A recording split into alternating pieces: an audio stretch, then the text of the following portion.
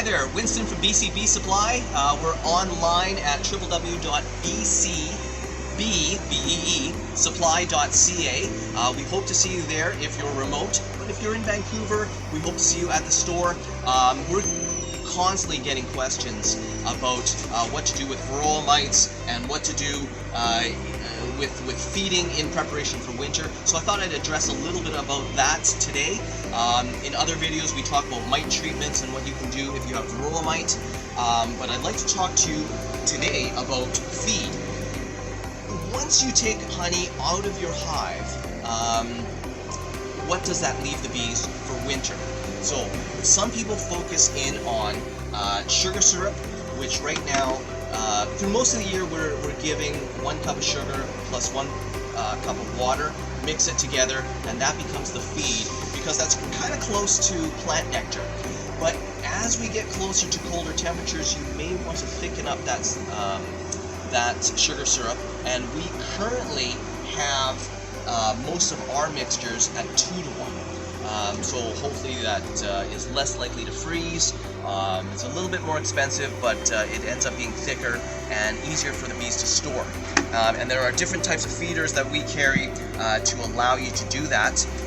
Some of the additives that can be put into the sugar syrup may make the bees drink a little bit quicker and a little bit more readily, and also provide some health benefits. So there are a number of different products commercially available that add in essential oils and sometimes vitamins that enhance pure white sugar water and make it better for the bees. So there's stuff like Pro Health and Honeybee Healthy.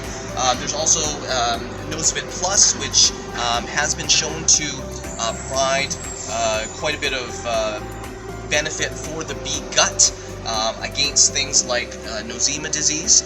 We'll talk about diseases and other ailments in another video. But basically there's lots of products. I wish I could let you smell some of this stuff.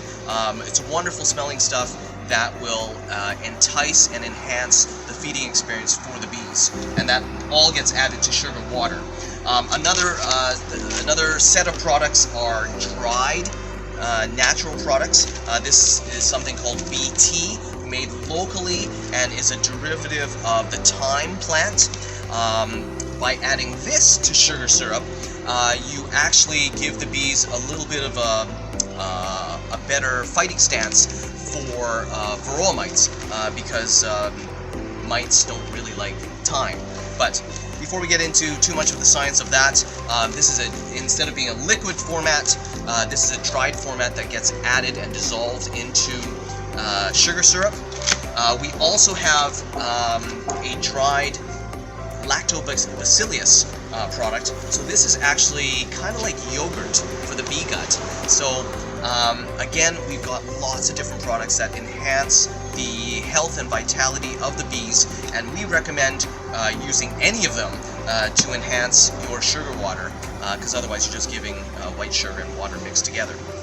Now, if freezing is your concern, some people live in northern BC where it can get quite cold. We have friends in the Yukon that have bees.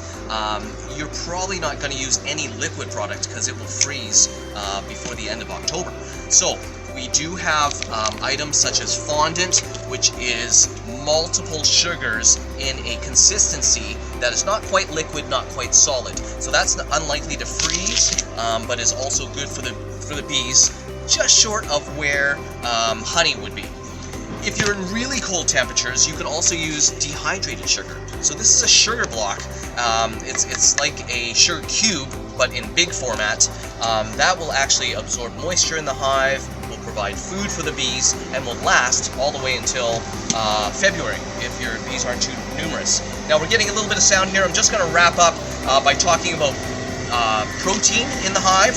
So sometimes you're not replacing honey, you're actually adding pollen, but that usually should take place in the spring.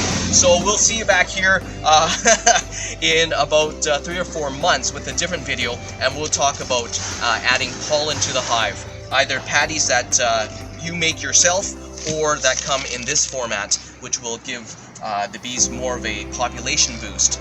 But really, in the fall, you want to add honey substitutes, which will give you the ability to feed your bees and stave off any form of starvation. Anyways, thank you very much for watching.